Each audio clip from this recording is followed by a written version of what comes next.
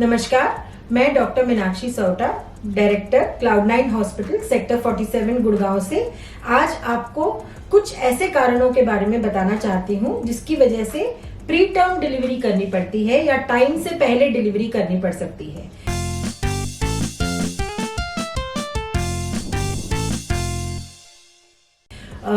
Time से पहले delivery का मतलब क्या है? कोई भी डिलीवरी अगर 37 वीक्स ऑफ प्रेगनेंसी से पहले होती है तो उसको हम प्री टर्म डिलीवरी कहते हैं। ये किसी भी स्टेज पे हो सकती है, 24 वीक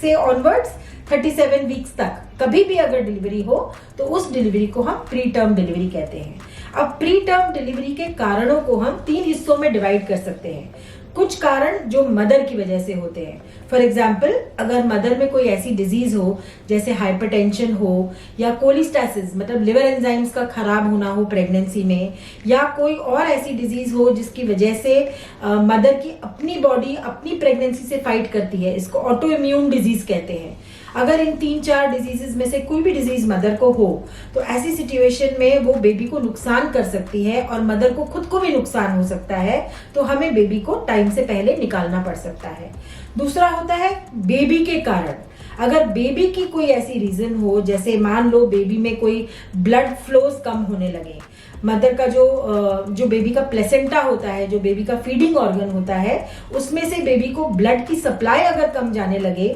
और धीरे धीरे करके इतनी कम हो जाए कि उस बेबी का सर्वाइवल यूट्रस के अंदर मुश्किल हो जाए, तो उस बेबी को हमें प्री टर्म निकालना पड़ सकता है। दूसरा, अगर बेबी के थैली में पानी की कमी हो जाए किसी भी कारण से और इतना कम पानी हो जाए कि बेबी की कॉर्ड दबने का डर हो, तब हमें उस बेबी को प्री टर्म निकालना पड़ सकता है। और तीसरा कारण, अगर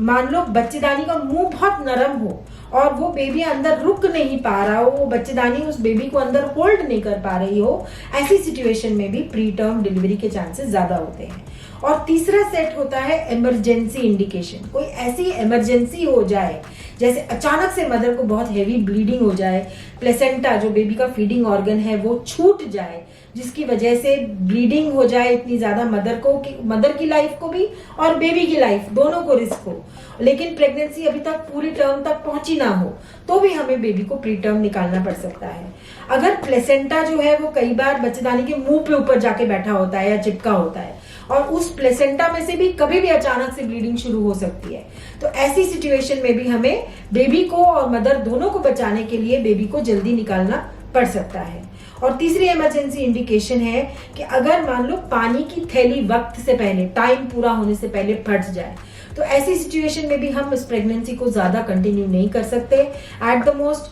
हफ्ता 10 दिन खींच सकते हैं अगर बहुत अर्ली हो, बहुत प्री टर्म हो तो, और फिर हमें इस बेबी को डिलीवर करना ही पड़ता है। कई बार ये होता है कि इमरजेंसी में हमारे पास ट्विन प्रेगनेंसीज आती हैं जिसमें 2-2 बेबी होने की वजह से यूट्रस इतना बड़ा हो चुका होता है कि वो बेबीज को अंदर होल्ड नहीं कर पाता है और बेबी प्री टर्म और मदर जो है वो प्री टर्म लेबर में चली जाती है। तो ये कुछ ऐसे इंडिकेशंस हैं जिसमें हमें बेबी की डिलीवरी 37 वीक्स ऑफ प्रेगनेंसी से पहले करनी पड़ सकती है।